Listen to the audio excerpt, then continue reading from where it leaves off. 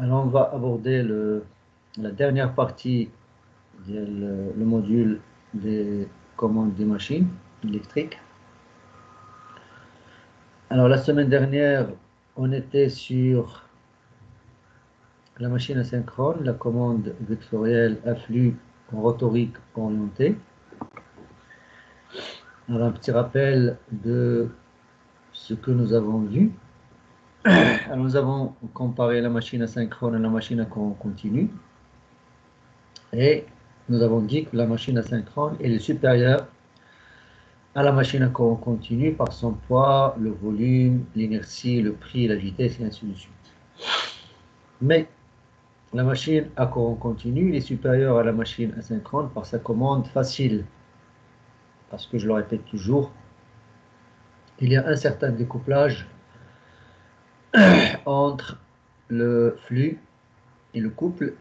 Pourquoi? Parce que les deux enroulements qui sont responsables du flux et du couple sont indépendants, ils sont séparés. Et de ce fait, la commande d'un moteur à courant continu est une commande qui est simple et ne demande pas assez de composants ni d'optimisation ni rien. Alors, pour combiner les avantages de la machine asynchrone et ceux de la machine à courant continu, donc on a pensé à transformer la machine asynchrone en une machine biphasée dont le comportement reproduit le même fonctionnement que celui de la machine à courant continu. Donc, c'est-à-dire, on va essayer de faire un modèle biphasé de la machine asynchrone, ça veut dire on va essayer de recréer mathématiquement un modèle biphasé où on a deux enroulements. Et ces deux enroulements qui régissent le fonctionnement de la machine asynchrone, ils sont indépendants. Ça veut dire l'un va produire le flux et l'autre, il va produire le couple. Et nous avons vu la semaine dernière comment on peut, par exemple, créer un modèle biphasé de la machine asynchrone qui ressemble à celui de la machine à courant continu. Et pour ce faire, nous avons exprimé les deux enroulements, c'est-à-dire le stateur et le rotor, nous les avons exprimés dans un seul repère. Donc, le fait d'exprimer les deux enroulements dans le même repère, il permet déjà d'éliminer le fait que les paramètres des équations différentielles dépendent du temps, ça veut dire qu'ils dépendent de la position angulaire du rotor. Et puis, nous avons encore avancé le modèle et nous avons dit que pour arriver à un modèle qui reproduit littéralement le même fonctionnement que celui de la machine à courant continu. Donc c'était la partie, on s'est arrêté la semaine dernière. Nous avons exprimé le couple électromagnétique en fonction des composantes du flux du rotor et des composantes du courant du stateur. On cherche à avoir des enroulements qui sont indépendants, qui sont séparés, qui sont indépendants. Et pour avoir une expression le couple électromagnétique qui ressemble à celle de la machine à courant continu, nous avons dit qu'on va essayer de choisir un repère de Park dans lequel on a ce terme-là qui est nul. D'accord? Donc, pour avoir un repère qui va nous donner, qui va produire un flux qui a un couple qui a cette expression-là, nous avons dit qu'on va essayer d'orienter notre repère de Park, on va l'orienter selon le flux rotorique. Donc ça veut dire quoi? Ça veut dire si je prends les deux axes ديال le repère de transformation DQ. On va orienter le repère, on va l'orienter selon la direction ديال le flux fier. D'accord? Donc, si à chaque moment, nous connaissons la position de le vecteur flux rotorique, on peut choisir l'axe D confondu avec la direction de le flux rotorique. Alors, de ce fait, on a le flux phi RQ qui est égal à 0. D'accord? Donc, c'est pas la peine de mettre la flèche parce que si je mets la flèche ici, ça veut dire que le flux il est non nul. Donc, dans ce cas, on a la composante en quadrature via le flux rotorique. Dans ce cas, elle est nulle. Et on va se débarrasser de cette composante et on aura l'expression de le couple électromagnétique qui ressemble à l'expression qu'on connaît pour la machine à courant continu. Et dans ce cas, nous avons deux enroulements qui sont indépendants. Ça veut dire, si je prends les deux axes, D et Q, vous avez sur un axe, vous avez la partie qui va me produire le flux magnétique. Et dans ce cas, ça veut dire c'est le R, mais c'est l'enroulement rotorique, d'accord? Et puis, le deuxième enroulement qui va produire le couple, bon, dans ce cas, on peut garder le flux constant et puis agir sur le courant ISQ, qui est là, en quadrature, pour permettre donc la commande le couple électromagnétique. D'accord? Alors, sur un enroulement et sur deux enroulements qui sont indépendants, vous avez l'enroulement du rotor et là, vous avez l'enroulement du stator. Elles sont en quadrature, d'accord? Ça veut dire qu'il n'y a pas d'influence magnétique entre les deux. Et en même temps, si j'arrive à fixer donc le flux rotorique, donc je peux agir sur le couple en agissant sur le courant ESQ. D'accord? Et de la même manière, vous avez le courant ESQ, il n'influence pas le flux FIR. D'accord? Donc le flux FIR d'IANA qui sera produit par cet enroulement-là, il n'est pas influencé par le courant ESQ. D'accord? Et de cette manière, on arrive à reproduire le même fonctionnement que celui de la machine à courant continu. D'accord? Donc, dans le repère DQ, vous avez l'expression d'IANA qui va devenir, avec le fait que nous avons la composante directe qui est égale au module le flux, et vous avez la composante en quadrature qui est égale à 0. Alors finalement, on va arriver à que vous avez ici, ça veut dire si on trace, comme j'avais tracé tout à l'heure, si je trace donc les composantes le flux, alors vous avez le flux phi R, il est dirigé selon l'axe D. Alors l'axe D dans ce cas, c'est l'axe D, il y a le champ tournant, parce que vous avez le repère DQ, le nouveau repère dans lequel nous avons fait la transformation, il coïncide avec le flux FIR. Et le flux FIR, c'est un champ tournant, c'est un flux tournant et qui tourne à la même vitesse du synchronisme, ça veut dire oméga S. D'accord? Et vous avez le vecteur que fait l'axe D. Il y a le nouveau repère avec l'axe du stateur, donc ça serait le même que celui le flux rotorique. D'accord? Donc si vous connaissez les composantes le flux rotorique dans l'axe D, d'accord, l'axe D qui est lié au stateur, vous pouvez déterminer donc l'angle que vous avez ici dans les calculs. Mais tout à l'heure, nous allons voir tout ça. D'accord? Mais ce que vous devez savoir, c'est que dans ce nouveau repère que nous avons choisi, confondu avec le flux rotorique, vous avez les composantes, le courant d'INA, le courant IS, qui est le courant, le phasor spatial statorique, qui est égal dans ce cas à ISD. D'accord? ISD, dans ce cas, il n'est plus utilisé dans la formule d'IL, le couple. D'accord? Alors, la seule composante qui est utilisée, c'est cette composante-là. C'est la composante en quadrature d'IL le courant. Et vous avez donc l'équation, normalement, qui est utilisée dans une commande à flux rotorique orienté.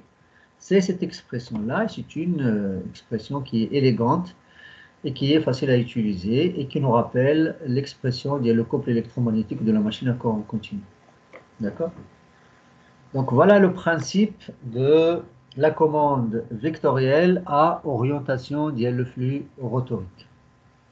C'est très simple comme principe, je répète, c'est de choisir le repère dans lequel nous allons faire la transformation des enrôlements rotoriques et statoriques, prendre ce repère confondu, ça veut dire l'axe dialo, l'axe de le repère, l'axe D, confondu avec le vecteur le flux rotorique tournant. Alors maintenant, le problème va s'opposer, d'accord, pour l'implantation réelle de cette commande à flux rotorique orienté. Alors nous allons voir donc comment on peut faire l'implémentation, ou faire l'implantation réelle de cette commande. Donc pour implanter la commande à flux rotorique orienté, il y a besoin de connaître la position du flux rotorique, d'accord, parce que tout à l'heure j'avais dit que pour choisir un repère ADA, d'accord, parce que vous vous rappelez la dernière fois, pour faire la transformation d'un phasor spatial d'un repère vers un autre repère, vous devez multiplier par l'exponentielle, d'accord, vous vous rappelez l'exponentielle de Gθ quelque chose, et l'angle que vous avez ici, c'est quoi? C'est l'angle que fait le nouveau repère avec l'ancien repère, d'accord? Donc ça veut dire, pour exprimer le IS, qui est le phasor spatial du stateur, dans le nouveau repère. Et ce nouveau repère, c'est quoi? C'est le repère qui est lié, d'accord, donc ça veut dire que c'est le repère qui est lié au champ tournant ou au flux rotorique tournant. Alors, dans ce cas, je peux mettre cette là, d'accord, pour dire que c'est dans le nouveau repère. Dans ce cas, vous allez multiplier l'ancien phasor spatial qui est exprimé dans le repère S, d'accord, qui est lié au stateur, on va l'appeler IS, ISS, d'accord.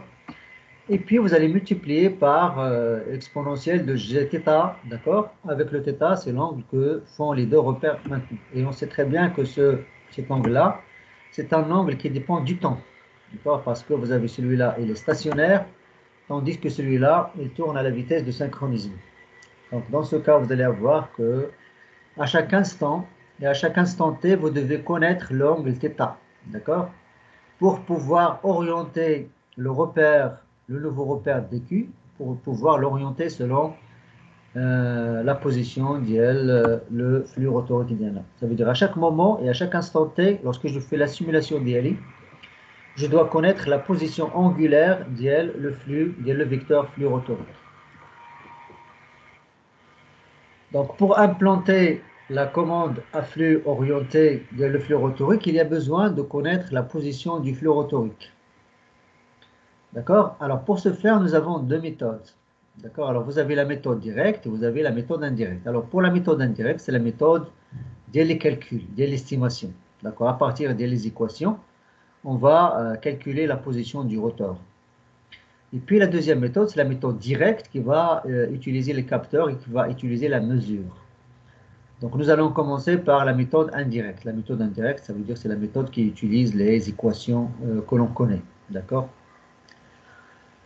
Alors on sait très bien que le vecteur flux rotorique, il tourne à la vitesse oméga s. D'accord? Il tourne à la vitesse oméga s. Donc ça c'est connu, donc ce n'est pas un problème. Et cette vitesse de synchronisme, on peut aussi la connaître. D'accord? On peut la connaître, ou là on peut l'estimer, ou là on peut la mesurer. D'accord? Alors maintenant, la vitesse de synchronisme est obtenue par l'addition de la vitesse de glissement et celle du rotor. D'accord? Vous connaissez la vitesse du rotor par la mesure par exemple, et puis vous lui ajoutez la vitesse de glissement. Alors la vitesse de glissement, ça veut dire c'est la fréquence les grandeurs rotoriques. Vous faites la somme, vous allez obtenir la vitesse de synchronisme. Et puis vous avez les équations. Alors vous avez les équations qu'on connaît, que nous avons vues. On sait très bien que dans le rotor, vous avez toujours les bobinages qui sont court-circuités. Ça veut dire que vous avez la tension et les bulles. Et dans ce cas, on peut exprimer, comme nous avons démontré la semaine dernière, on peut exprimer la tension en fonction du courant dans le nouveau repère. D'accord? Avec le nouveau repère, dans ce cas, c'est le repère qui est lié au champ tournant, lié au flux rotorique tournant. D'accord? Alors, si on veut exprimer ça, donc on va toujours faire la vitesse d'IL, le nouveau repère, moins la vitesse d'IL le rotor. D'accord? Oméga G moins oméga R, comme nous avons démontré la semaine dernière. Alors, oméga G, c'est quoi? C'est la vitesse, c'est le champ tournant dans ce cas, ça veut dire c'est oméga S. D'accord? C'est-à-dire, dans le cas d'ILNA, le cas actuel, c'est oméga S.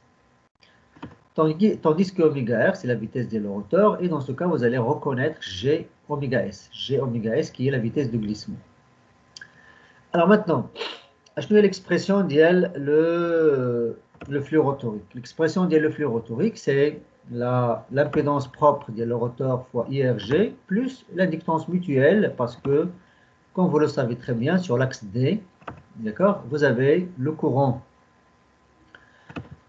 statorique et vous avez le courant rotorique IRD. D'accord? Vous avez IRD et vous avez ERD et vous avez l'autre enroulement qui sont sur le même axe, ça veut dire ISD. Dans ce cas, on doit aussi connaître le courant ISD. D'accord? Donc vous avez dans ce cas IS.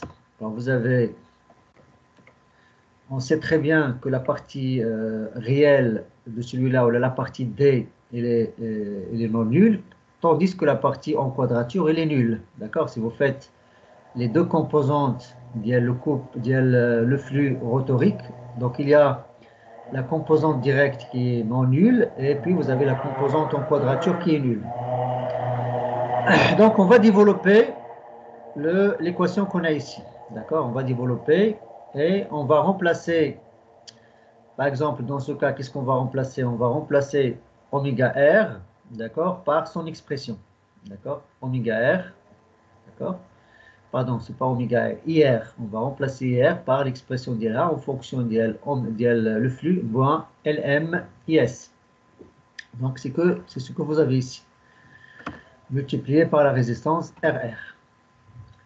Donc le courant IR, le phaseur spatial IR, on l'a remplacé par le flux et le courant statorique. Donc le phaseur spatial statorique. Alors finalement, dans cette équation-là, on va retrouver une équation qui dépend uniquement d'IS et de le flux rotorique. Donc on peut encore développer ces expressions-là. Alors finalement, qu'est-ce qu'on aura? On aura la partie réelle et la partie imaginaire. Donc on va prendre l'axe D comme partie réelle et l'axe Q comme partie imaginaire. Alors finalement, de la partie AD, c'est une partie réelle parce qu'on connaît très bien, on sait très bien que la composante en quadrature elle est nulle. D'accord? Donc il n'y a pas de J dans ce cas. Et puis là, vous allez avoir deux composantes. Vous allez avoir le ISD et le ISQ. D'accord? Pour le IS, que vous avez le phaseur spatial de le courant. Et de la même manière ici, la dérivée de la valeur réelle plus J avec la vitesse que vous avez ici, c'est la vitesse de glissement. D'accord? C'est oméga S moins oméga R fois, dans ce cas, la partie qui est là, c'est une partie qui est réelle. D'accord? Alors, vous savez très bien que lorsque vous avez un nombre complexe qui est égal à 0, donc sa partie réelle, elle est nulle, et sa partie imaginaire aussi, elle est nulle. D'accord? Donc ça veut dire qu'on va prendre les parties imaginaires est égale à 0 et la partie réelle est égale à 0 et on va avoir deux équations. D'accord? Donc, vous allez avoir deux équations. Vous allez avoir une première équation. D'accord? Et là, vous voyez que vous avez ici la dérivée le flux rotorique. Vous avez la composante directe le courant IS. Et puis, vous avez le flux rotorique. Et sur cette partie-là, vous avez le courant ESQ et vous avez le flux rotorique, d'accord? Et puis vous avez la vitesse de glissement, d'accord? Alors cette partie-là, elle va nous permettre, par exemple, de calculer ou d'estimer la vitesse de glissement, d'accord? Donc à partir de cette équation-là déjà, je peux calculer ou je peux estimer la vitesse de glissement. Ça veut dire G oméga S dans ce cas. D'accord? Donc, Hadi, ça va nous permettre, par exemple, d'avoir la référence, parce que lorsque tous les termes sont constants, lorsque tous les termes, ça veut dire je suis en régime permanent, je peux dire que celui-là ne varie plus, et je peux avoir déjà une valeur de référence. La valeur de référence d'Iana, dans ce cas, ça serait quoi? Ça veut dire le terme ADA plus ADA égale à 0. Et finalement, vous allez avoir que la référence que je peux avoir pour le courant ISD, ça peut être le flux rotorique divisé par LM. D'accord? Donc là, vous avez déjà une valeur de référence pour le courant ISD. Ça veut dire que c'est une valeur de référence que je peux prendre dans ma commande, dans la commande que je vais élaborer. Tandis que cette équation-là, ça va me donner une référence pour la vitesse de glissement. D'accord? Donc la vitesse de glissement dans ce cas, d'accord, ça serait égal à quoi? Ça serait égal à cette expression-là. Sachant très bien que la valeur de référence pour le courant est ESQ, donc je peux l'avoir à partir de l'expression le couple électromagnétique. D'accord? Le couple électromagnétique d'accord? Donc si je connais le couple électromagnétique, je connais le flux rotorique, donc je peux déjà estimer le courant statorique ESQ. Donc là, vous voyez déjà que nous avons nous avons des données de départ. Alors vous avez la valeur de référence le courant statorique, la valeur en direct, la valeur ISD. Vous avez une estimation le courant en quadrature ISQ et vous avez une idée, ou là vous avez une référence pour la vitesse du glissement. Dans ce cas, c'est oméga, c'est G oméga S. D'accord? C'est-à-dire normalement, il y a un repère qui est confondu avec le flux rotorique. Vous avez la vitesse qui est là, c'est G oméga S, ça veut dire oméga S moins oméga R. D'accord? Donc voilà pour la commande indirecte. Ça veut dire la commande indirecte, ça veut dire quoi? Je répète, c'est lorsque on n'utilise pas les mesures, mais on utilise les estimés. Et les estimés, dans ce cas, on les obtient à partir des équations que l'on connaît de la machine. Vous avez l'estimé le courant direct, vous avez l'estimé le courant en quadrature et vous avez l'estimé de la vitesse de synchronisme, de G oméga S. Donc à partir de là, vous avez le diagramme. D'accord? Vous avez le diagramme. Alors, vous avez une référence pour le flux, vous avez une référence pour le couple, parce que c'est ça la commande. Lorsque vous faites la commande d'une machine et que vous voulez, par exemple, réguler la vitesse, vous faites une référence pour le couple et vous faites une référence pour le flux. Et ça, c'est comme ce que nous avons vu pour la machine à courant continu. Pour la machine à courant continu, par exemple, vous fixez le flux, vous fixez le flux magnétique de la machine. Et puis, à partir de l'équation que vous avez, donc vous pouvez établir une référence pour le couple électromagnétique qui va vous donner la référence, ou là, qui va vous donner la vitesse de rotation que vous désirez. D'accord? C'est comme les exercices que nous avons vus pour la machine à courant continu. Donc, la seule chose dont on a besoin dans ce cas, comme mesure, c'est la vitesse de rotation. D'accord? Donc, vous avez le capteur pour la vitesse de rotation, la vitesse mécanique. vous avez la référence pour le couple, vous avez la référence pour le flux, et à partir de ces références-là, vous pouvez déterminer les références pour les courants, d'accord? Les courants le stator et la vitesse de glissement. À partir de cette vitesse de glissement et la vitesse de rotation d'Iana, donc si on fait ici un sommateur, donc vous allez avoir ici vous allez faire l'intégrale de la vitesse et ça va vous donner quoi? Ça va vous donner l'angle ou la position angulaire le flux rotorique.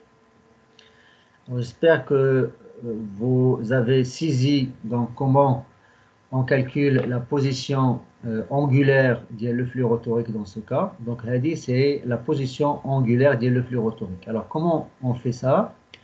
J'ai dit que vous avez d'un côté le capteur mécanique qui va vous donner la vitesse de rotation. D'accord? Vous vous rappelez tout à l'heure, lorsque j'avais parlé de l'angle qui est là, هذا l'angle اللي عندنا هنا هو هذا l'angle اللي سميناه θ ديال le flux. D'accord? Et on sait très bien que θ ديال le flux qui est là, on sait, j'avais dit tout à l'heure que la vitesse de synchronisme, c'est la vitesse de la rotation le flux fier. Donc, شنو هي هاد la position angulaire? La position angulaire, ce n'est que l'intégrale de quoi? L'intégrale de oméga s dt. D'accord? Donc la position angulaire, ce n'est que l'intégrale de oméga s. Donc pour connaître à chaque instant t, pour connaître la position angulaire le flux rotorique, donc on doit faire l'intégrale de cette grandeur. D'accord? C'est pour cela que vous avez dans ce diagramme, vous avez 1 sur S, et le 1 sur S dans la transformation de la place, 1 sur S c'est quoi? Ce n'est que l'intégrale.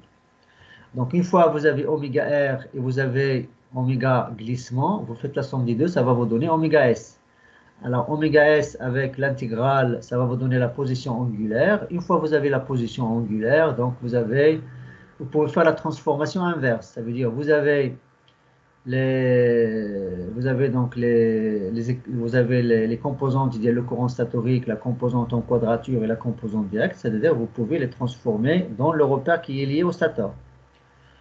En utilisant la formule que vous connaissez. La formule, il y a le phaseur spatial dans un repère que vous faites dans un autre repère, d'accord? Vous multipliez par quoi? Vous multipliez par exponentielle G θ qui sépare, ça veut dire c'est l'angle qui sépare les deux repères, d'accord? Alors vous avez donc les deux composantes le courant statorique dans le nouveau repère qui est lié au flux rotorique. Alors dans ce cas, on va faire la transformation dans le repère qui est lié au stator, donc ESQ et SD, ça veut dire dans ce cas, ce sont les valeurs qui sont liées au stator, d'accord? Au stator. Et puis on va faire la transformation inverse de Park. La transformation inverse de Park pour avoir les valeurs d'IL, le courant IA, le courant IB, le courant réel. Et dans ce cas, on va avoir quoi? On va avoir uniquement les références. Parce que dans ce cas, vous allez avoir un onduleur de courant. Et cet onduleur du courant, donc, il a comme entrée, ou là, il a comme commande, il a comme référence le courant IA, le courant IB, le courant IC, qui sont donnés par quoi? Qui sont donnés par les références ESQ, ISD dans un repère qui est lié au stator. Et ils sont donnés par quoi? Ils sont donnés par les courants de référence, le phaseur spatial du stator, dans un repère qui est lié au flux rotorique, d'accord? Et puis, les valeurs ils sont données par quoi? Ils sont donnés par les consignes, les valeurs de référence le couple le flux rotorique à partir de ces équations que nous avons établies tout à l'heure. Donc là, vous voyez comment on peut faire l'implantation de cette commande à flux rotorique, mais d'une manière indirecte. D'accord? D'une manière indirecte, parce que la seule chose qu'on a utilisée dans ce cas, c'est uniquement le capteur de vitesse qui permet de nous donner l'image de la vitesse réelle. Tandis que les autres valeurs, on les a déterminées d'une manière indirecte. Donc là, vous voyez que toutes les références qu'on a ici, on les a déterminées, on les a obtenues d'une manière indirecte. C'est-à-dire d'une manière à partir des les équations et à partir des calculs. Donc, comme j'ai dit, donc là, vous avez le repère tournant qui est lié au champ tournant, là, qui est lié au flux rotorique, et de ce côté-là, vous avez le repère fixe qui est lié au stateur. D'accord? Là, on fait la conversion entre les deux. Maintenant, on passe à la commande directe. D'accord? La commande directe, dans ce cas, donc on a besoin d'utiliser donc quelques mesures. Alors, le flux du rotor est estimé à partir des variables de sortie du moteur. D'accord? Les variables de sortie, d'un côté, vous avez la vitesse, mais vous avez aussi les courants et les tensions. D'accord? Vous avez les courants et les tensions du stateur. D'où ce sont des variables qui sont mesurables. On peut bien les mesurer. D'accord?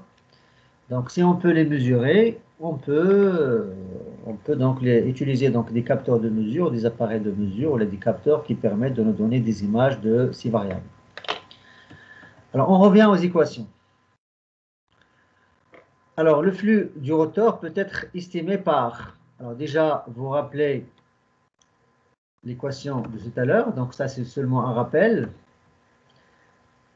D'accord? Et puis, vous avez l'équation le couple. D'accord? Alors, pour être plus exact, on va mettre ici le vecteur pour dire que c'est un produit vectoriel. D'accord? Vous avez le produit vectoriel, le couple. Le produit vectoriel, le flux rotorique fois le vecteur, le phaseur spatial, le courant statorique. D'accord? Alors maintenant, si je les exprime dans un repère qui est fixe, donc maintenant, ils ne sont plus exprimés dans un repère qui est lié au rotor. Je les exprime dans un repère qui est lié au stator. Donc là, vous voyez que dans l'expression ici, ma patch dit oméga S, d'accord? Le champ, dans ce cas, donc le repère de conversion, il n'est plus lié au champ tournant rotorique, d'accord? Donc c'est un repère qui est fixe. Maintenant, on continue donc l'expression le couple. Donc là, la tension, pardon, et on fait la décomposition en partie réelle et partie imaginaire.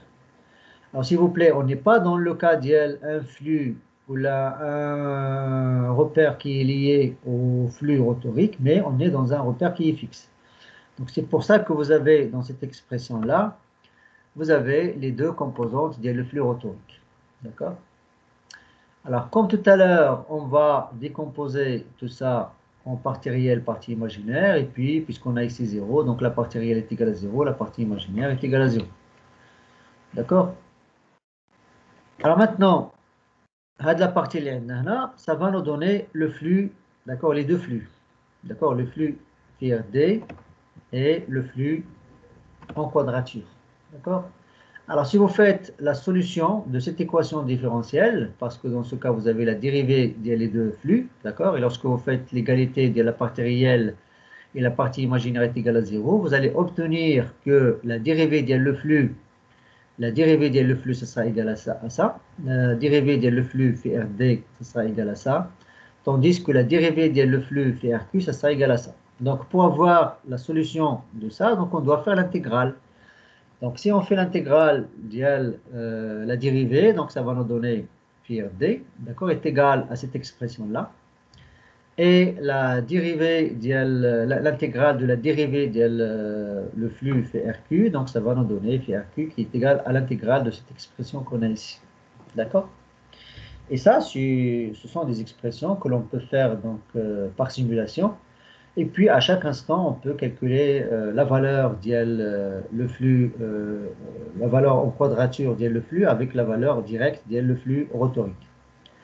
Alors, à chaque instant, je peux connaître la valeur l'angle que fait le flux avec l'axe, avec le stator. D'accord?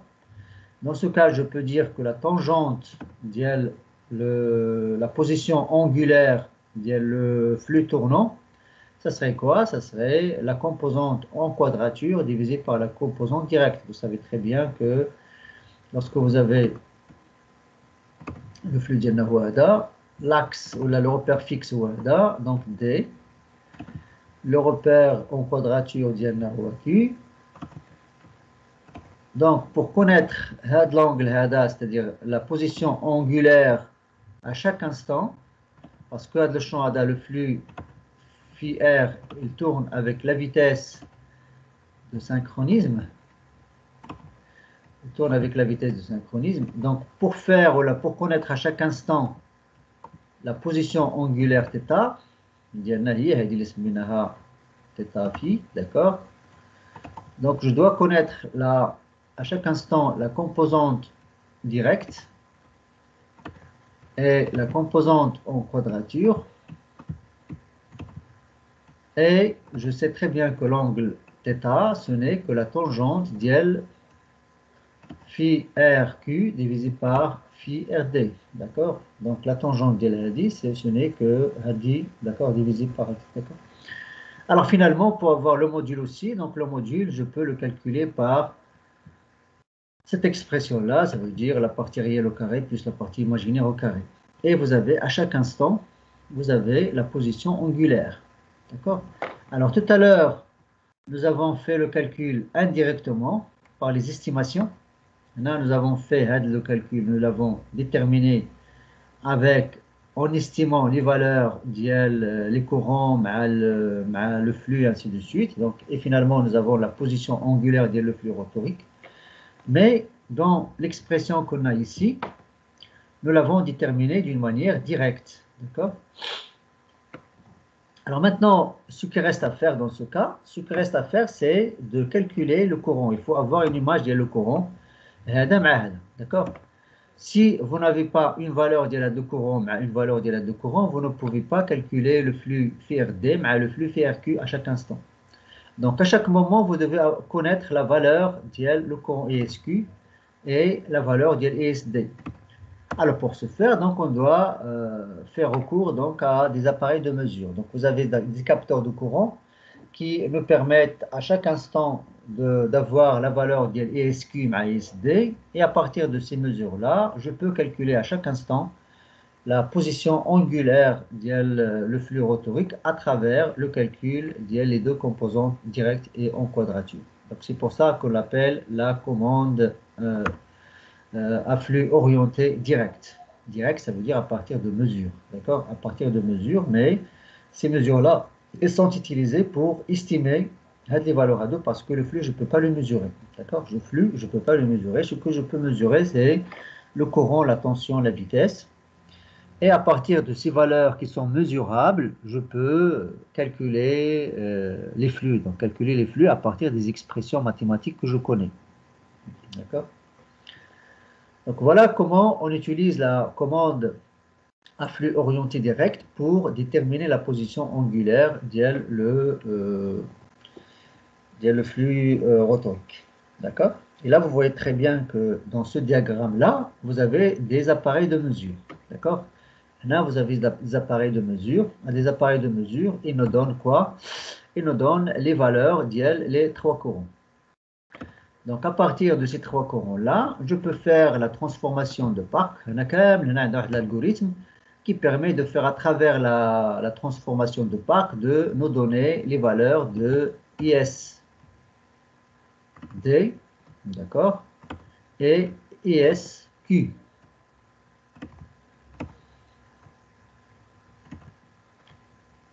Donc là, c'est l'algorithme à l'intérieur de notre système, de notre programme. Donc là, on fait Park, d'accord, pour calculer le ISD mais le ISQ. Et ces valeurs-là, l'ESQ et ISD, je vais les utiliser, d'accord, pour calculer les valeurs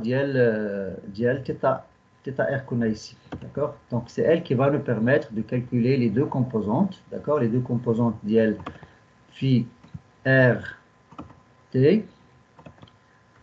Tout ça, il est fait par la simulation, il est fait par le programme, d'accord.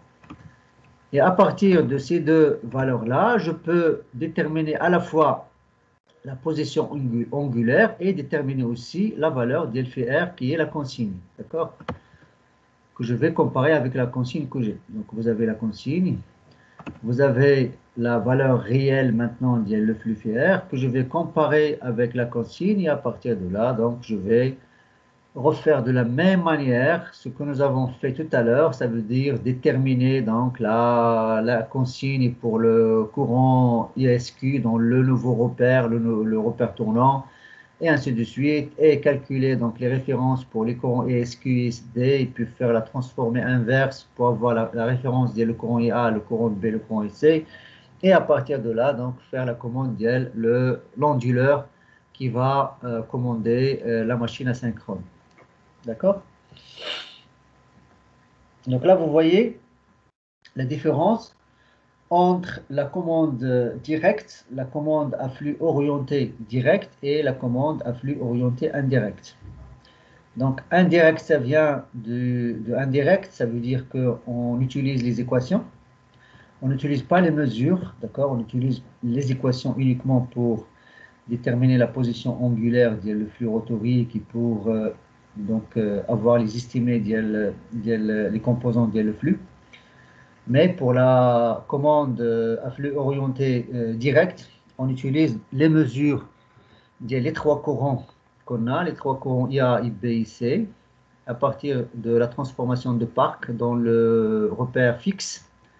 Vous avez le ESD et le ESQ, et on utilise les équations que nous avons vues tout à l'heure pour déterminer le phi RD par l'intégrale, vous déterminez le phi RD, le phi RQ, et à partir de ces mesures-là, de ces valeurs-là, vous allez déterminer la position angulaire, et puis l'image le flux Diana, le flux réel, le flux rotorique réel, et puis que vous allez comparer avec la référence le flux, la consigne le flux rotorique. De la même manière, à partir de ces calculs que vous avez, déjà vous avez le courant ISD, vous avez le courant ISQ, vous allez calculer les deux composantes le flux, vous pouvez déterminer le couple, d'accord?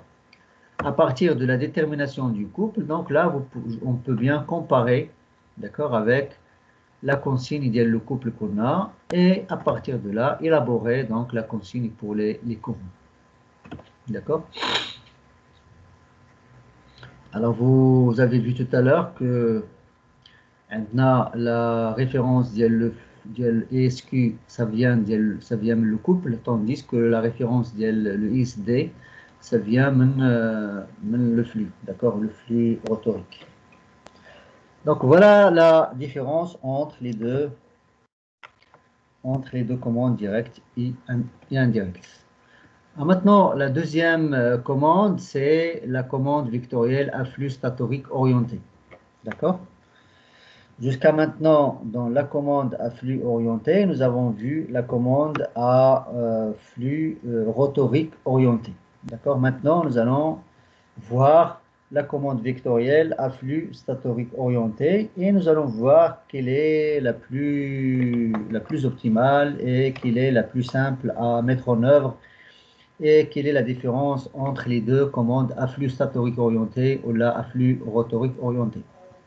Alors, comme vous pouvez déjà le comprendre à partir le nom, d'accord, c'est la commande vectorielle à flux statorique orienté. Ça veut dire, dans ce cas, je vais faire quoi? Je vais orienter le repère d'ILNA, le repère la transformation dans laquelle nous allons faire la transformation. On va l'orienter selon le flux rotorique, le flux statorique tournant. D'accord, le flux statorique tournant. Et comme vous le savez et comme on l'a démontré la dernière fois, dans ce cas, le flux statorique, il est aussi tournant. Et il tourne à la même vitesse de synchronisme que celle le flux rotorique. Donc ça, vous devez toujours le savoir, vous toujours le comprendre, c'est que les deux flux statorique et rotorique, ils tournent à la même vitesse de synchronisme. Mais on sait très bien qu'entre les deux, il y a un certain angle fixe. Bon, fixe, pas fixe, mais qui dépend du glissement. D'accord? Donc, vous avez le flux rotorique dans ce cas. Et vous avez, lorsqu'on fait la commande vectorielle à flux statorique orienté, ça veut dire on oriente l'axe D de notre repère selon le champ statorique ou le flux statorique tournant. Et comme j'ai dit, donc vous avez les deux qui tournent à la même vitesse. Vous avez le flux le rotor, mais le flux le stator, il tourne à la même vitesse. Donc, vous pouvez déjà comprendre, et ça c'est une confusion dans laquelle tombent les étudiants, lorsque vous entendez des commandes vectorielles à flux statorique. Donc, le flux statorique il n'est pas stationnaire. Il n'est pas stationnaire, mais il tourne à la vitesse de synchronisme comme le flux rotorique. La seule différence entre les deux commandes, c'est qu'au lieu d'orienter l'axe D selon le flux rotorique, on va orienter l'axe D selon le flux statorique. Et entre les deux, il y a toujours, comme j'ai dit, un angle alpha, un angle alpha, mais c'est un angle alpha qui est constant, d'accord? Il ne varie que si la charge varie, d'accord? Si la charge varie, dans ce cas, vous avez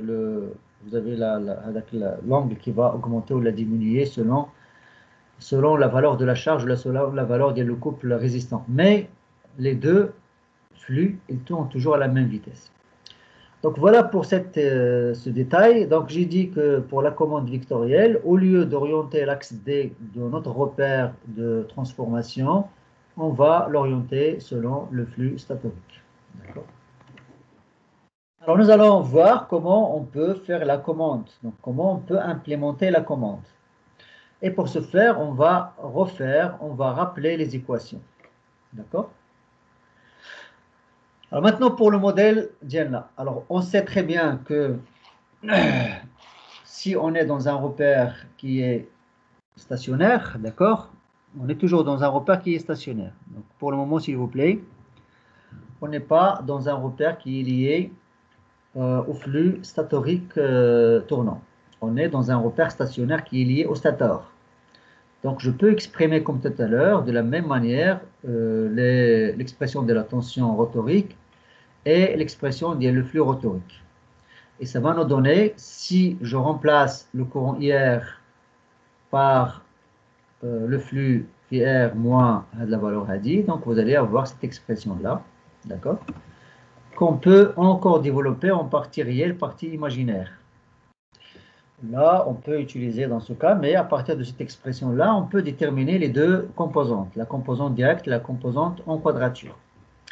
Mais si je reste sur le phasor spatial, donc je peux écrire que à partir de cette dérivée qu'on a ici, la dérivée qu'on est là, la dérivée qui est là, elle est égale à quoi? Elle est égale à tous ces éléments-là si je le mets de ce côté-là, de côté du 0. Donc, je vais faire l'intégrale pour avoir la solution d'IL de l'expression L. Donc, finalement, j'aurai l'intégrale de cette expression-là. Alors, dans cette expression, on a besoin de quoi? On a besoin de la valeur de IS et on a besoin de la valeur de la résistance, d'accord? Et puis, vous avez aussi besoin de la vitesse de rotation de notre moteur. Donc là, vous voyez les éléments sur lesquels on doit se baser, les éléments, les paramètres dont on a besoin pour pouvoir calculer la valeur d'IL, le flux rotorique. D'accord? Alors maintenant, c'est le modèle courant si on s'intéresse au flux rotorique. Alors maintenant, si on prend le modèle de la tension, d'accord? Alors le modèle de la tension, vous savez très bien que lorsqu'on est dans le stateur, on a la tension statorique. Donc ça, on n'a pas rappelé la tension statorique, mais la tension statorique, c'est quoi? C'est la résistance du stateur fois le courant du stateur, toujours en phaseur spatial,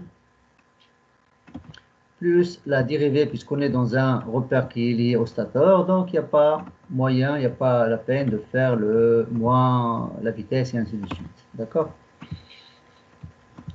Donc à partir de cette équation-là, je peux déterminer l'intégrale de cette dérivée. Donc ça va me donner quoi? Ça va me donner Vs moins Rs fois Is. D'accord? Alors on sait très bien que le flux statorique, c'est quoi? C'est le Ls fois Is plus Lm fois Ir. Et de la même manière, on sait très bien que le flux rotorique, c'est quoi? C'est Lr fois Ir, Lm fois Is. D'accord? Voilà. Alors maintenant, je peux déterminer à partir de cette expression-là, les expressions qu'on a ici, je peux déterminer, avec le modèle de la tension, je peux déterminer l'expression d'IL, le flux rotorique. Donc là, vous voyez le flux rotorique, c'est l'intégrale de tout ça. Si je pars de ces équations-là, Si j'utilise l'équation de la tension, j'arrive à un flux rotorique qui est égal à quoi? Qui est égal à Ls sur Lm divisé donc fois oméga s. Alors oméga s, je le calcule à partir de cette expression-là, d'accord? Moins Ls, d'accord? Donc dans ce cas, je connais, ou là je dois connaître uniquement la valeur le courant IS pour pouvoir calculer la valeur le flux rotorique. Parce que j'ai déjà calculé la valeur le flux statorique à partir de cette expression-là, à partir de cette intégrale. D'accord? Donc là, vous voyez, à partir de ces deux équations, il y a déjà des avantages et des inconvénients qui pointent. D'accord? On va tout à l'heure, on va essayer de comparer entre les deux commandes et on va voir quelle est la plus pertinente et quelle est la plus utilisée. Donc là, vous voyez à partir des deux méthodes que nous avons vues ici, le modèle de courant et le modèle de la tension. Les deux méthodes sont sensibles aux variations des paramètres parce que, vous le savez très bien, les valeurs de la résistance du rotor, les valeurs de la résistance du stateur, elles sont sensibles à l'échauffement, d'accord? Donc, ça veut dire, si vous prenez par exemple une valeur pour la résistance RS qui est constante, une valeur RR qui est constante, dans ce cas, vous risquez d'avoir des données erronées. Vous risquez d'avoir des calculs erronés. Pourquoi? Parce qu'on sait très bien que dans les machines électriques, la résistance, elle varie avec la température. Elle varie avec le courant de fonctionnement. Donc, dans ce cas, vous avez toutes ces équations-là, elles sont sensibles aux paramètres. Je ne sais pas si vous avez fait ça dans l'automatique, lorsque vous avez fait la commande, la régulation. Dans ce cas, il faut faire l'adaptation. Il faut faire l'adaptation, il faut tenir compte des valeurs, des paramètres qui changent avec le temps, d'accord? Et qui changent avec le fonctionnement. Et généralement, lorsqu'on ne tient pas compte de ces variations-là, les variations des paramètres en fonction du point de fonctionnement, on risque d'avoir des données ou là des mesures ou là des calculs erronés. D'accord? Donc, c'est pour cela que les deux méthodes sont sensibles aux variations des paramètres. D'accord? Pour améliorer la commande, un signal de réaction plus précis est indispensable. Et dans ce cas, il faut faire une contre-réaction qui permet de tenir compte de cette sensibilité des paramètres, c'est-à-dire les paramètres qui sont sensibles et qui peuvent varier avec le point de fonctionnement. Alors, ceci donc ramène à la commande directe du flux statorique. C'est quoi la commande directe à flux statorique orienté? Alors, dans ce cas, vous avez toutes les grandeurs qui sont exprimées dans un repère lié au flux statorique, comme je viens d'expliquer tout à l'heure, la commande à flux statorique orienté. Vous prenez le D, le nouveau repère, et vous le coïncidez avec le flux statorique. C'est ce que nous allons faire dans ce cas. Donc là, vous avez le nouveau repère, il est dirigé dans la direction, dans le sens du flux statorique. D'accord? C'est comme tout à l'heure, mais dans ce cas, au lieu de prendre le flux rotorique, on prend le flux statorique.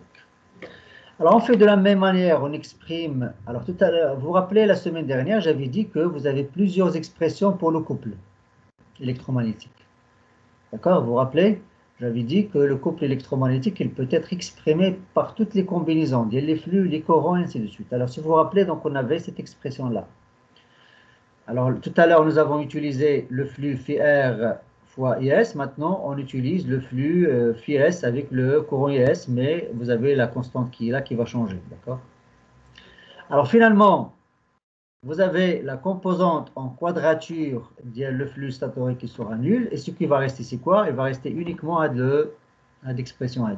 Et vous allez avoir donc le couple électromagnétique dans ce cas-là est égal à quoi? Est égal au flux statorique fois le courant ESQ. D'accord? Le flux statorique fois le courant ESQ. Donc le courant ESQ, voilà. Et le flux statorique d'INA, il est là. D'accord? Le flux statorique, pardon, il est là. Donc c'est une expression qui est très simple, d'accord? C'est une expression qui est très simple, mais on va voir qu'il y a un problème. Parce que dans ce cas, qu'est-ce qu'on a? Tout à l'heure, dans l'expression le couple électromagnétique, lorsqu'on avait la commande à orientation le flux rotorique, on avait quoi? On avait deux enrôlements qui sont indépendants. on avait une constante, d'accord, fois quoi? Fois le flux rotorique, donc fois le courant ESQ, si vous vous rappelez bien. C'était l'expression d'IL, le couple électromagnétique d'IL. Et là, vous voyez que d'un côté, vous avez un enroulement du stator et de l'autre côté, vous avez un enroulement du rotor. Donc, les deux enroulements, ils sont indépendants. Tandis que dans cette expression-là, il y a un problème. C'est que vous avez le courant et vous avez le flux de du même enroulement, du stator. Ce qui pose problème. Parce qu'on sait très bien qu'entre les deux, donc là, vous avez le flux statorique et là, vous avez un courant en quadrature d'IL, le stator. Mais, et ça pose encore le problème d'IL les deux qui sont encore couplés. D'accord? Donc il y a un couplage entre le courant produisant le couple et le flux. D'accord? Parce que c'est le même enroulement.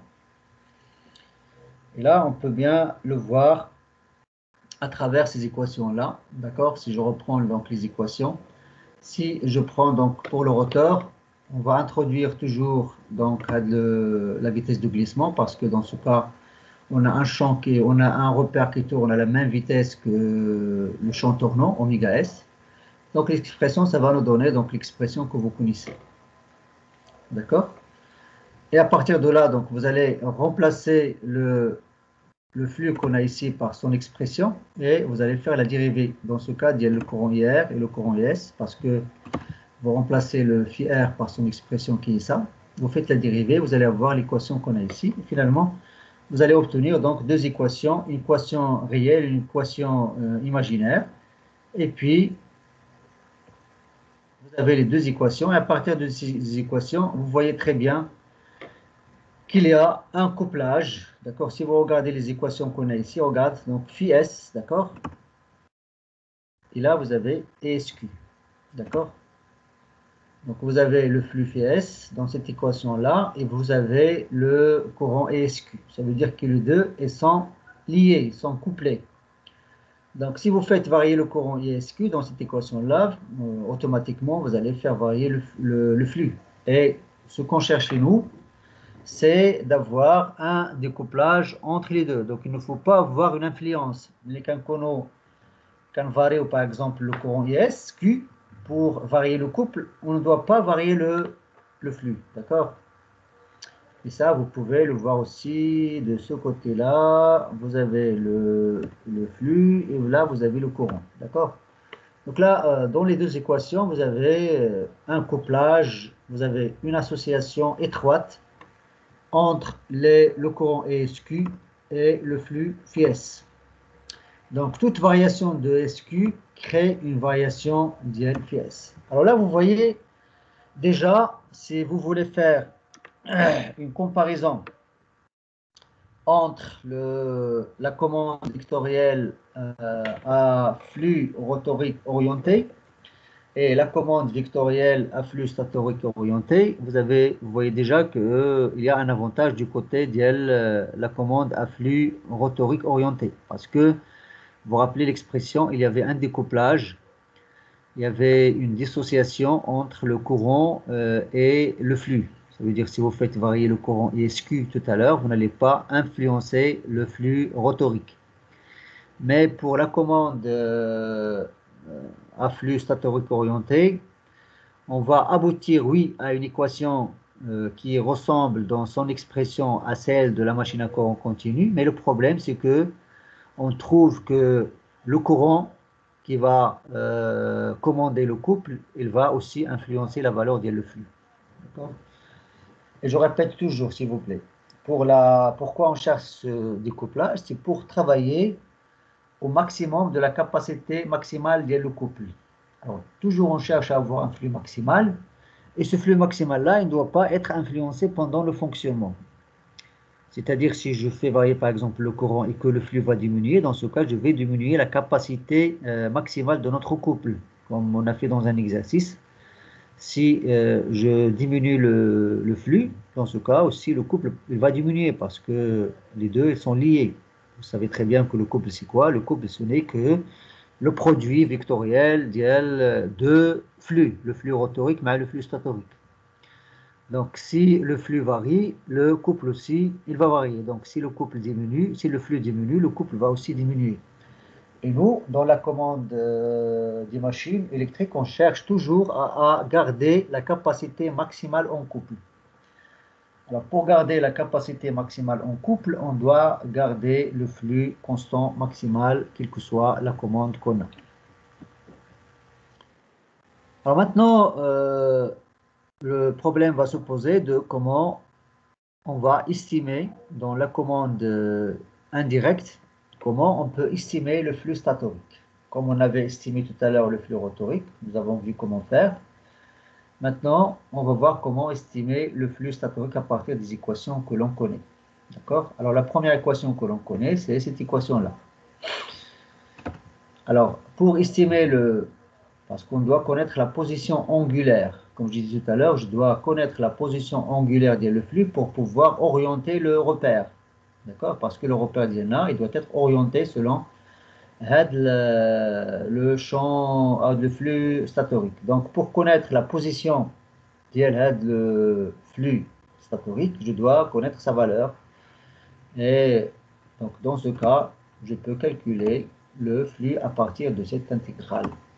Alors, pour connaître des valeurs d'eau, donc, je dois mesurer la tension, je dois mesurer le courant et je dois connaître la valeur de la résistance RS. D'accord?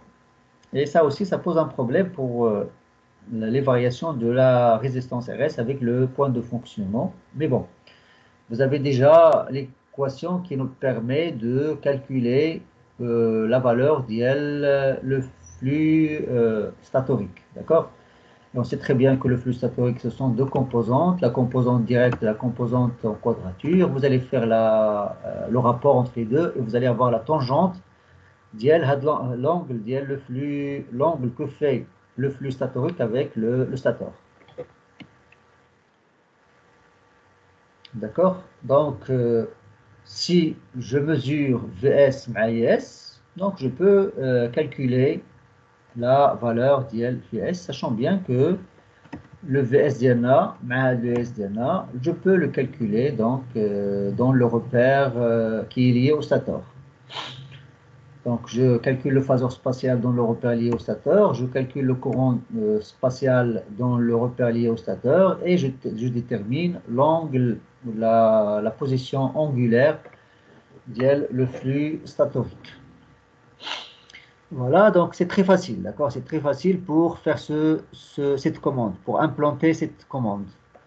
Donc, la transformation dans un axe qui est lié au stateur permet de déterminer le VD. Mais le VD, à partir de mesures, donc vous avez V1, V2, V3, il y a les trois phases.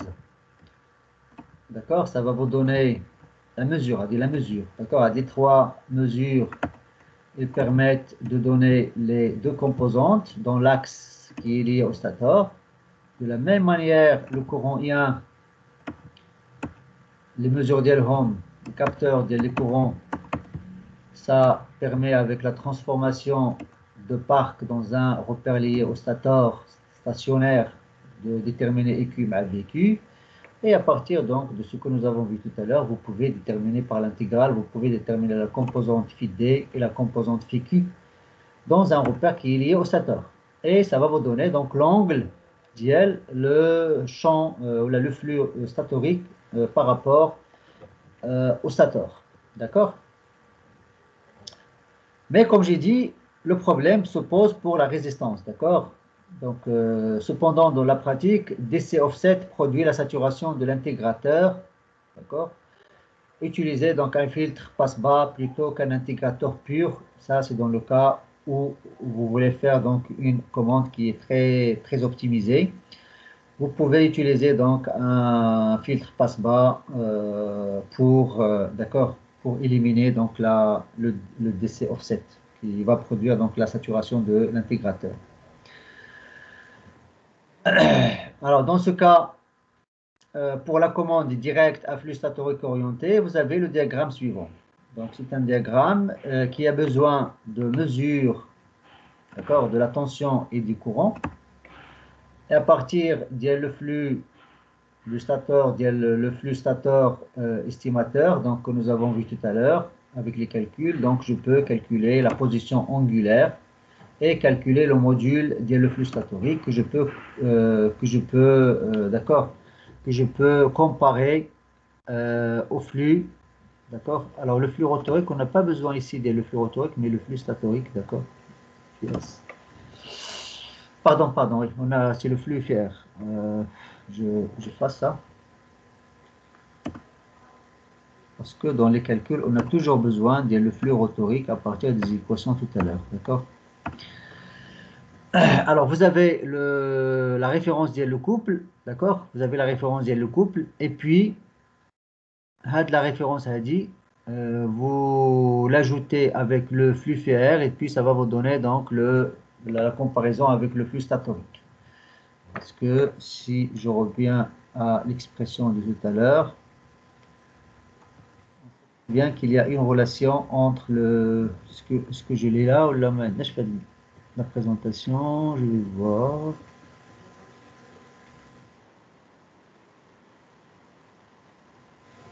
Bon, on ne l'a pas sur cette présentation, mais vous vous rappelez très bien que le couple électromagnétique, d'accord, le couple électromagnétique, c'est une fonction. Bon, je vais mettre directement une constante, d'accord, et c'est le flux statorique vectoriel, d'accord, le flux rotorique. Donc ça, c'est une expression aussi qu'on a dans les expressions le couple électromagnétique. Donc à partir de cette expression-là, on peut l'utiliser dans le diagramme qu'on a ici.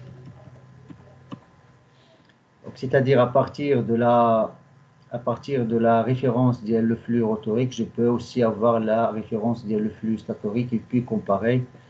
Et puis à partir de là, donc vous avez donc le régulateur le flux, d'accord. Donc là, vous avez la référence le flux statorique, vous avez le courant IST, et ainsi de suite. Et là, vous avez l'exponentielle qui va vous permettre de faire la transformation dans l'axe, parce que dans ce côté-là, vous avez l'axe tournant, et de ce côté-là, vous avez le repère stationnaire, le repère fixe.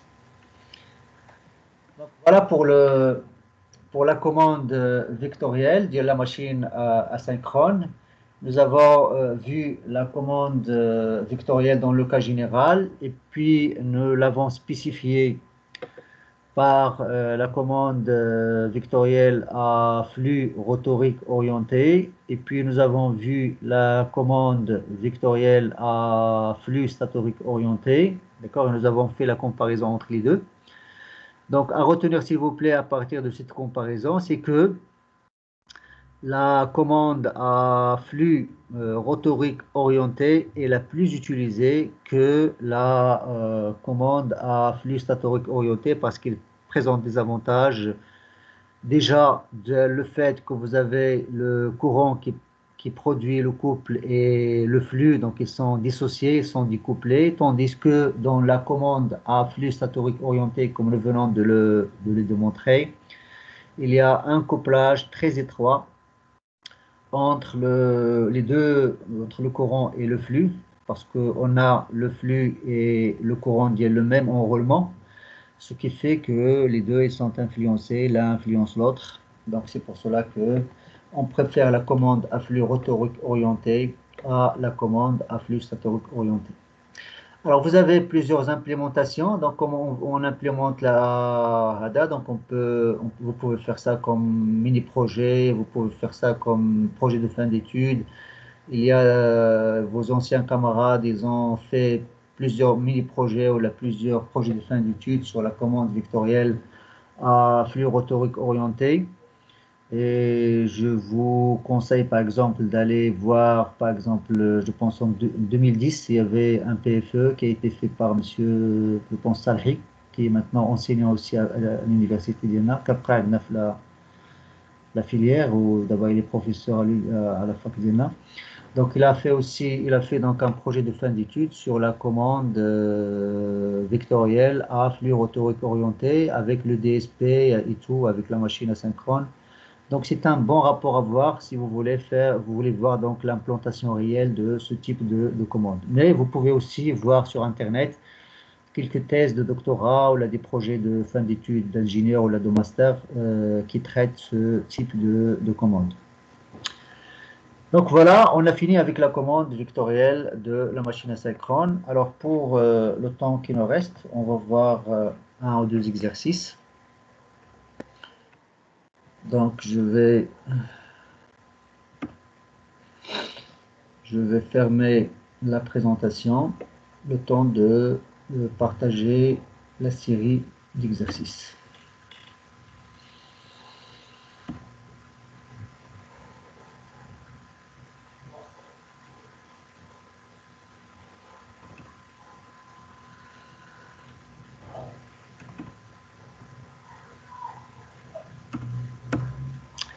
Alors, bon, pour vous permettre d'être synchronisé avec ce que je fais, je vais déjà déposer l'exercice dans le classeur, dans le dossier des exercices. Comme ça, vous pouvez suivre ce que je vais faire tout de suite. Alors, fichier.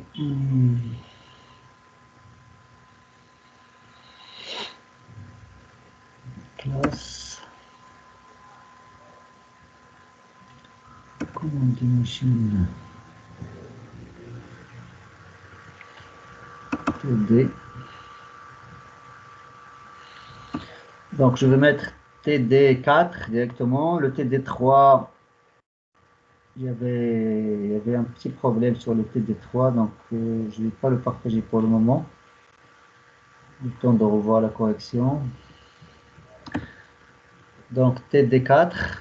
Donc, comme je rappelle, le TD3 n'est pas encore placé dans le dossier. D'accord, je vais voir parce qu'il y a des problèmes sur la solution. L'énoncé peut-être n'était pas bien fait. Alors maintenant, le TD4, il est maintenant sur le dossier des exercices. Vous pouvez le voir, le télécharger. Mais en attendant, je vais le partager sur mon écran et après, on va voir donc la solution.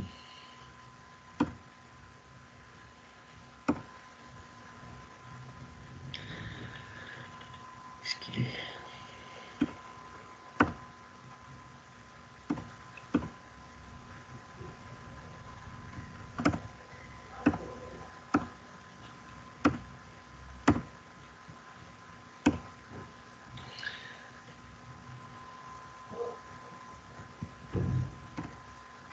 Donc voilà pour la série 4. Donc c'est un seul exercice.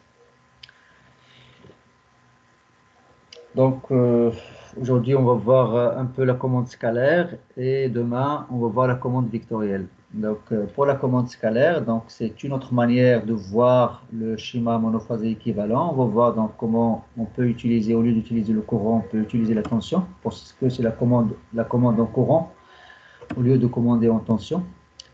Ça veut dire dans ce cas, je peux utiliser un onduleur qui est commandé en courant. Voilà, alors on considère une machine asynchrone triphasée tétrapolaire. Donc ça veut dire le nombre de paires de pôles est égal à 2. Son modèle par phase en régime permanent sinusoïdal a été identifié et les données à la figure 1 dans l'hypothèse de la localisation des fuites magnétique au stator et de pertes ferromagnétiques négligeables. Donc vous avez le LS' que vous avez ici, le LS' oméga S, c'est la réactance de magnétisation. Voilà. Donc, je sais pas que vous voyez ça. Voilà. Donc j'ai dit que la réactance de magnétisation, donc il est donnée par cette expression que vous avez ici. Alors, vous avez oméga S, c'est la pulsation des tensions statoriques. Oméga R est la pulsation des courants rotoriques. Alors, s'il vous plaît, oméga R, il faut la différencier de oméga R que vous connaissez jusqu'à maintenant. Alors, oméga R, c'est la pulsation des courants rotoriques. Ça veut dire, dans ce cas, ماشي هذيك oméga R, ماشي la vitesse de rotation اللي كتعرفوا, mais c'est G, dans ce cas, c'est G oméga S. Donc, c'est pour être en phase avec ce que nous faisons. D'accord? Donc, le oméga R que vous avez ici, c'est G oméga S. C'est la pulsation des courants rotoriques. Donc, la pulsation, il y a G oméga S. Donc, oméga R, dans ce cas, il y a la vitesse de rotation. La vitesse de rotation, donc, on peut l'appeler, par exemple, je ne sais pas comment je l'appelle dans cet exercice, mais on peut l'appeler oméga R. G, donc, c'est oméga R sur oméga S. Donc, vous voyez très bien que G, c'est oméga R sur oméga S. Et le glissement. Alors, on donne la résistance du stator, l'inductance de fuite, l'inductance de magnétisation, la résistance du rotor ramené, valeur nominale indice N. Dans ce cas, vous avez la vitesse de synchronisme nominale, c'est 100 radians par seconde, 100, c'est pas 100 radians, 100 pi radians par seconde. Le oméga M, c'est la vitesse mécanique. C'est la vitesse mécanique, dans ce cas, c'est 2,5 pi radians par seconde.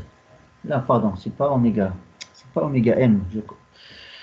J'ai pas vu, j'ai pas bien vu mais c'est oméga Rn. C'est la vitesse c'est la pulsation rotorique nominale. La pulsation rotorique nominale. Donc, là, mais chez M Hadi, c'est oméga Rn. C'est 2,5. Là, vous voyez déjà à partir de cette valeur, il doit être très faible. 2,5 pi radians par seconde. Et puis, vous avez le courant statorique nominal, c'est 883 ampères. Là, vous voyez, c'est une valeur qui est très importante. Voilà. Alors maintenant, pour le fonctionnement nominal, on va commencer par le fonctionnement nominal. Alors, établir l'expression complexe de VS. Donc là, je demande l'expression complexe de VS et de IS, pardon, en fonction de IS et des éléments du modèle, en déduire la valeur efficace. D'accord? Donc déjà, vous allez établir l'expression complexe d'IL VS en fonction de S. Alors ça ressemble à un exercice que nous avons déjà vu, je ne sais pas, la semaine dernière ou l'autre semaine, où nous avons cherché à calculer VS en fonction de S, et où j'avais dit que c'est un calcul qui est très laborieux et que ce n'est pas la peine de le faire parce que, si vous vous rappelez très bien, il y avait la résistance RF et tout, et pour faire le calcul, c'était très compliqué. Déjà, dans cette expression-là, vous voyez qu'on a négligé l'inductance de fuite, d'accord? On a négligé l'inductance de fuite. Là, on l'a ramené ici, donc ça veut dire on l'a ajouté à le LS que vous avez ici. Mais de toute façon, dans l'expression que vous avez ici, donc il n'y a pas d'inductance de fuite via le rotor.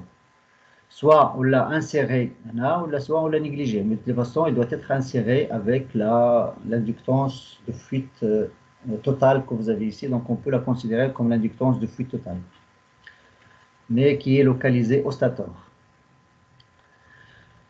Voilà, alors établir l'expression complexe de VS, et ainsi de suite, en déduire la valeur efficace ça veut dire calculer la valeur efficace de VSN. Donc, ça veut dire, dans ce cas, vous allez utiliser la vitesse. Ici, vous allez utiliser donc les expressions qu'on a ici. Alors, déterminer les expressions de ID ma EQ. Alors, s'il vous plaît, ID ma EQ, il ne faut pas les mélanger avec le ID EQ que vous connaissez la commande vectorielle. ID EQ ou Maado. Donc, Hada ou Hada huma ID dans notre exercice. D'accord? Le ID ma le EQ.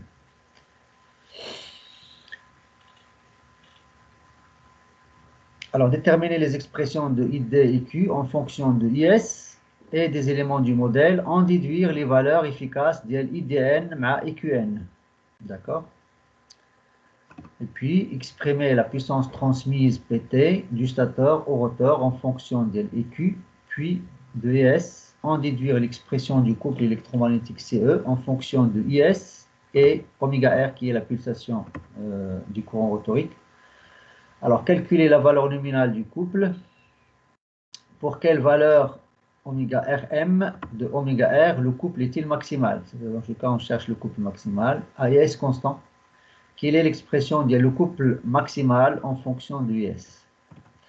Donc là, vous voyez, s'il vous plaît, cet exercice, il va servir à exprimer donc toutes les couronnes d'or presque en fonction des le courant IS, des le courant du stateur, au lieu d'utiliser la tension VS. Parce que, par exemple, lorsque vous faites un onduleur qui est commandé en courant, vous allez avoir besoin de valeurs de IS, d'accord? Et pour ce faire, on doit tout réexprimer en fonction de le courant IS. Au lieu d'utiliser la tension VS, on va exprimer tout en fonction du courant IS.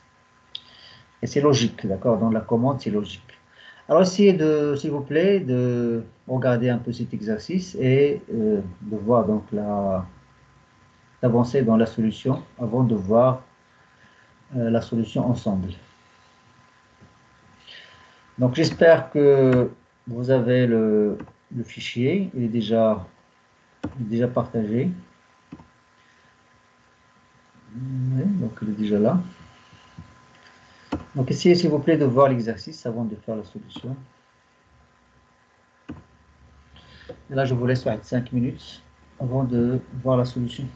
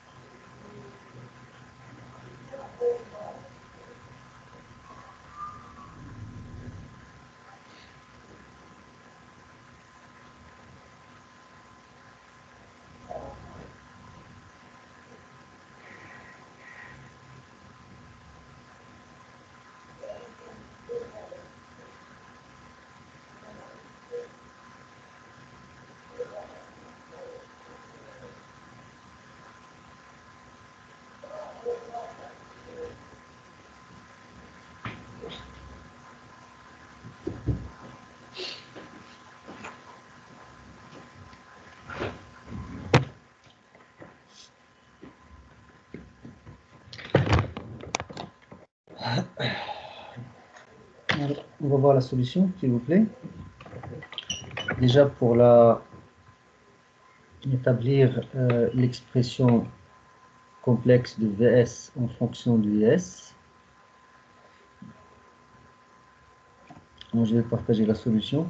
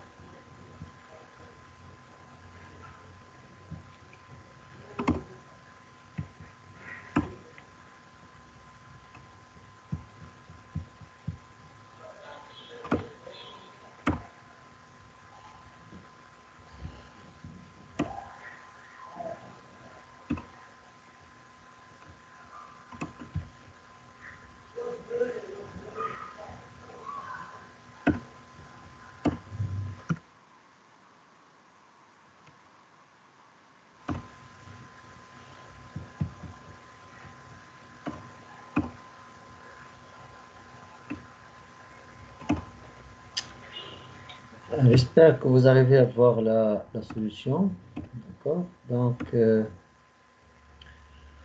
tout ça, ce sont comme les circuits électriques. Donc, vous devez faire la résistance équivalente totale, tout, donc en complexe. Alors, finalement, vous allez avoir la tension complexe VS est égale au courant complexe IS fois l'impédance complexe que vous avez ici. D'accord. Avec, comme je disais tout à l'heure, vous avez G oméga S qui est égal à oméga R. D'accord, donc vous avez l'expression de VS en fonction du S. Alors si vous voulez donc noter la solution. Alors là c'est oui, donc c'est R' sur G et ainsi de suite. D'accord. Alors si vous voulez calculer la valeur efficace de VS en fonction de S, donc vous allez faire donc le module de l'impédance complexe et vous allez avoir une expression qui ressemble à ce que vous voyez ici sur la solution. Alors si vous remplacez tout ça avec son expression, ça veut dire en fonctionnement nominal, vous allez remplacer la vitesse nominale oméga S par la valeur que vous avez tout à l'heure, oméga R par son expression, d'accord? Et ainsi de suite. Donc finalement, vous allez trouver que la vitesse, pardon, que la tension nominale, c'est 400 volts. D'accord. Donc c'est une valeur complexe qui ressemble à ce que vous avez l'habitude d'avoir comme tension nominale. D'accord, 400 volts.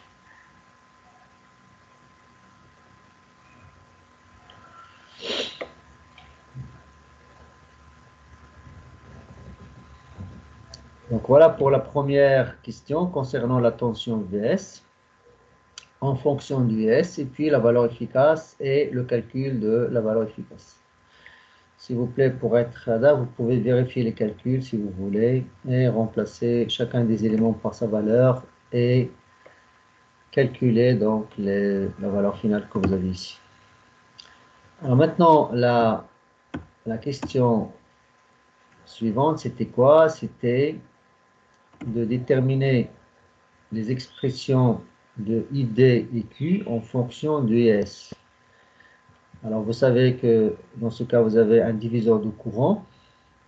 Donc, le diviseur de courant va vous permettre de calculer le courant ID en fonction de IS et le courant IQ en fonction de IS. Donc, vous avez le diviseur de courant, vous avez l'expression, vous connaissez l'expression selon le cours que vous avez fait dans les circuits électriques.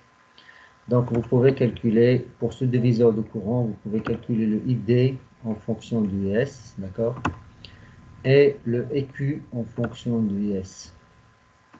Alors, finalement, vous allez remplacer chacun des éléments, des paramètres par son expression. Vous remplacez le courant IS par sa valeur nominale. Et finalement, vous allez trouver le courant ID nominal et le courant nominal. Alors là, vous voyez que déjà le courant de magnétisation, donc là, où est le courant de magnétisation, d'accord? Là, c'est le courant de magnétisation. Vous voyez, bon, il n'est pas négligeable, mais déjà, si vous le comparez au courant de charge, parce que d'abord le courant de charge normalement, c'est le courant qui est transmis au stateur. Donc, d'abord le courant qui est responsable pour la génération du couple électromagnétique, et puis ainsi de suite, donc tout ce que vous connaissez pour le couple, d'accord? Donc, vous avez le courant de magnétisation, il est inférieur. Bon, il n'est pas négligeable, mais bon, il n'est pas négligeable. Mais déjà, on a 152 et là, vous avez 870. D'accord? Donc, lorsque vous êtes en charge, là, vous êtes en fonctionnement nominal, vous avez le courant de magnétisation. D'accord? C'est pas négligeable, mais déjà, il a une valeur qui est très inférieure à la valeur du courant IS nominal, parce que le courant IS nominal, c'était 883, si je me rappelle très bien. 883, oui. Tandis que le courant de magnétisation, donc dans ce cas, c'est 152. Mais si vous voulez, faites attention lorsque vous êtes à vide. Lorsqu'on est à vide, là, on est en fonctionnement nominal. Mais lorsque vous êtes à vide, vous avez le courant de magnétisation est égal presque au courant IS. D'accord? Lorsqu'on est à vide, ça veut dire lorsque la machine n'est pas chargée, vous avez dans ce cas le courant de magnétisation est égal au courant du stateur. D'accord? Alors voilà pour les courants, le courant qui est transmis au rotor et le courant de magnétisation. Alors maintenant, pour la puissance transmise, on sait très bien que la puissance transmise c'est quoi? C'est la puissance qui est transmise au rotor. Et dans ce cas, ça serait quoi? Ça serait 3R' sur G fois EQ au carré. D'accord? Alors finalement, à partir de l'équation de la question 2, vous avez déjà EQ, d'accord, en fonction de IS. Donc vous pouvez calculer la puissance transmise en fonction de IS. Donc là, vous voyez que la puissance transmise, il est proportionnelle à IS au carré. D'accord? Et puis, on sait très bien que la puissance transmise, c'est quoi? C'est le couple électromagnétique fois la vitesse de synchronisme mécanique. D'accord? Alors, la vitesse de synchronisme mécanique, ce n'est que la vitesse de synchronisme divisée par pi. D'accord? La vitesse ou la pulsation des courants rotoriques divisée par pi, ça va vous donner la puissance de synchronisme mécanique. Fois le couple électromagnétique. D'accord? Et à partir de cette expression-là, et l'expression que vous avez ici, vous pouvez déterminer le couple électromagnétique en fonction de IS. D'accord? Alors, dans l'expression que vous connaissez, c'était en fonction de VS au carré. Vous vous rappelez l'expression de le couple électromagnétique de la machine asynchrone? C'était en fonction d'IL VS au carré. Mais dans cet exercice, nous cherchons à exprimer tout en fonction de IS, le courant du stateur, consommé par le stateur, et c'est logique, d'accord? C'est logique parce que généralement, c'est ce courant-là qui va définir les différentes grandeurs mécaniques du moteur asynchrone, à savoir le couple électromagnétique et la vitesse. Donc, le couple électromagnétique GNA, c'est 3P, d'accord? La résistance du rotor fois LS, c'est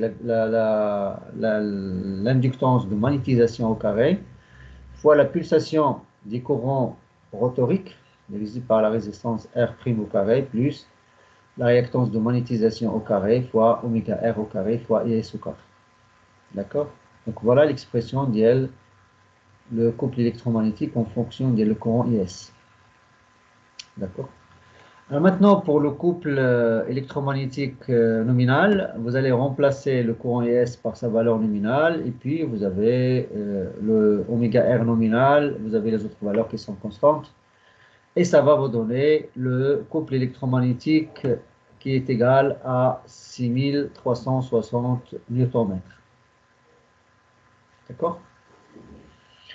Alors maintenant, pour calculer le oméga Rm, vous allez faire la dérivée d'IL, le couple électromagnétique, divisé par d oméga R. Non, c'est pas oméga, mais c'est... Pardon. Vous allez faire la dérivée d'IL, le couple électromagnétique, divisé par la vitesse ou la pulsation des grandeurs rotoriques, égale à 0. D'accord? Ça va vous donner le oméga Rm que l'on cherche. Donc le oméga Rm d'Iana, il y a l'expression qu'on a ici. Là, vous voyez que dans l'expression de le glissement, c'est parce que dans ce cas, vous avez le glissement, d'accord? Vous avez l'expression Gm, ou le glissement Gm qui va vous donner le couple maximal. Vous voyez que ça ressemble à l'expression que nous avons déjà trouvée pour le glissement maximal. La seule différence, c'est que dans ce cas, vous allez remplacer le L qui est l'inductance de fuite, le stateur mal le rotor, par l'inductance de magnétisation. D'accord? Vous remplacez dans cette expression-là, vous remplacez l'inductance de fuite du stateur mal le rotor par l'inductance de magnétisation. D'accord? Si vous revenez dans les calculs, dans les données, vous avez l'inductance de fuite, elle est négligeable devant l'inductance de magnétisation.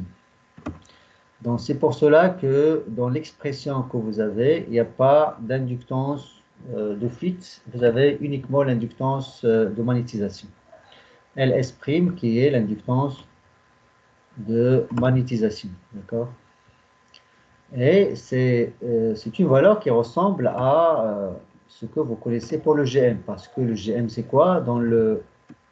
Si on néglige la réactance de magnétisation, c'était R', dans le cas où on néglige la résistance du stateur, c'était RR' sur X total. D'accord? Avec X total, donc c'était l'inductance de fuite du stateur plus l'inductance de fuite du rotor ramenée au stateur. Mais dans le cas où vous prenez en considération l'inductance de magnétisation, dans ce cas, ça va changer, les calculs vont changer, et vous allez avoir le glissement qui va vous donner donc le couple maximal, ça serait égal dans ce cas à R' sur XM. D'accord? Ça sera XM si vous prenez ici le GM. Alors si vous faites les calculs, ça va vous donner une pulsation rotorique qui est égale à 1,375 radians par seconde. Et cette valeur-là, ça va vous donner, pour le couple maximal, ça va vous donner l'expression suivante. D'accord? Là, vous voyez que le couple électromagnétique, il ne dépend pas de résistance. Il dépend uniquement de l'inductance de magnétisation et de courant du stateur. Vous vous rappelez pour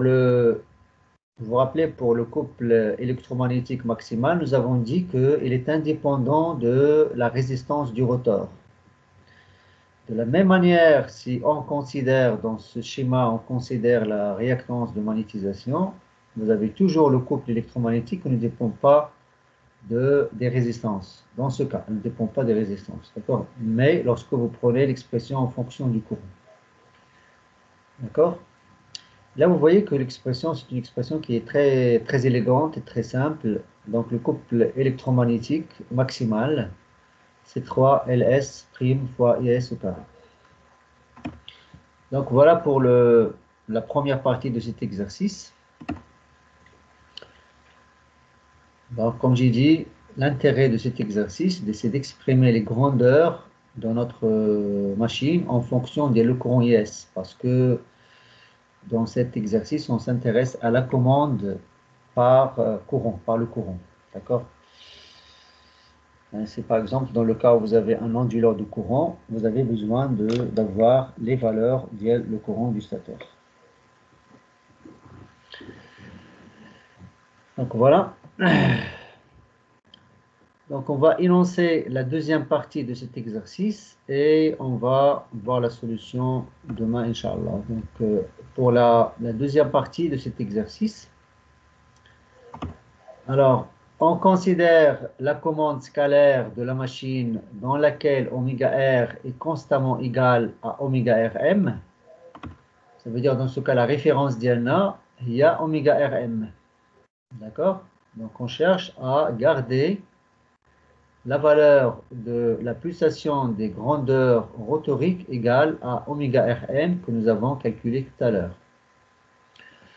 Là, d'accord, pour quel que soit le fonctionnement, on aimerait avoir oméga R qui est égal à oméga Rm. De sorte que la seule grandeur influente du couple est le courant IS. Ouais, donc ça veut dire dans ce cas, si vous regardez l'expression de le couple maximal, elle ne dépend que de IS dans ce cas. D'accord? Le couple maximal, elle ne dépend que de IS dans ce cas. Donc ça veut dire si je fais varier le courant IS, je vais faire varier le couple. Et le couple, elle dépend uniquement du courant IS.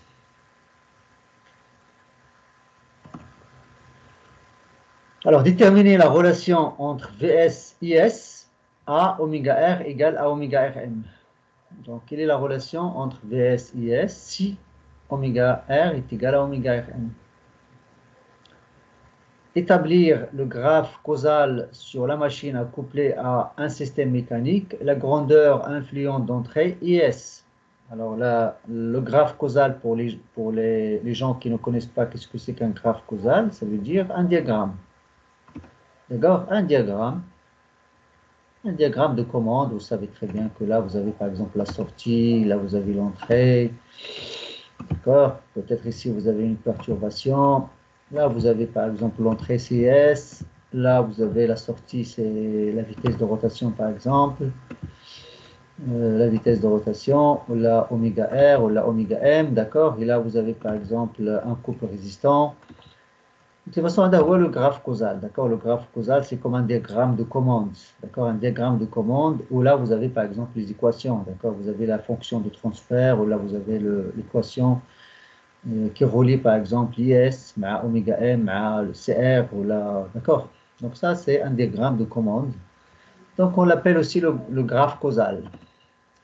Établir le graphe causal sur la machine accouplée à un système mécanique. La grandeur influente, ça veut dire la grandeur d'entrée d'IANA, dans ce cas, ce serait IS.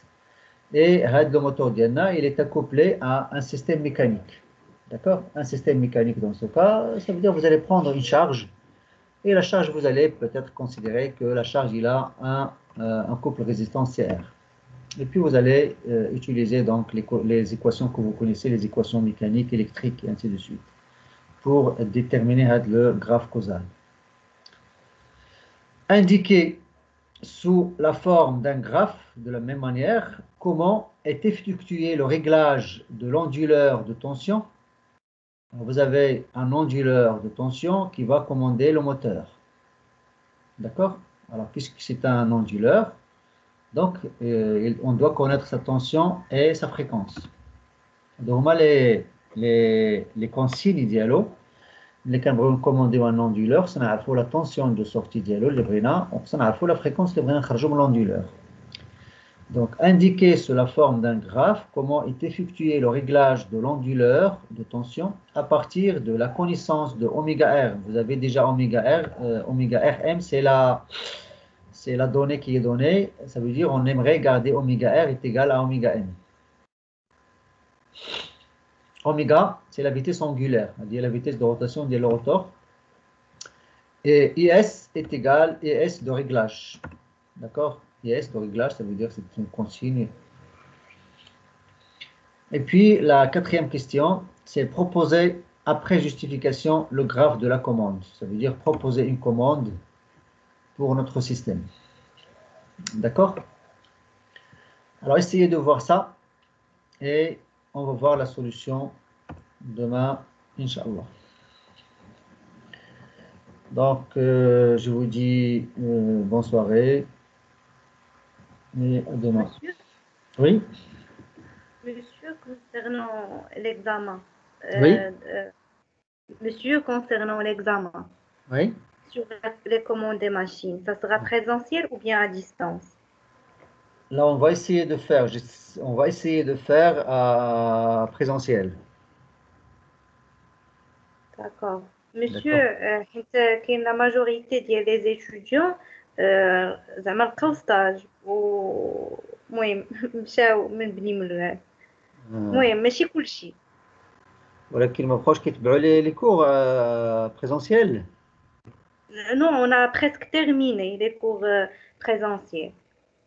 ولكن باقي نورمالمون لي كور باقيين حتى ولا vous avez terminé avec monsieur Clélo et avec monsieur Ramzi.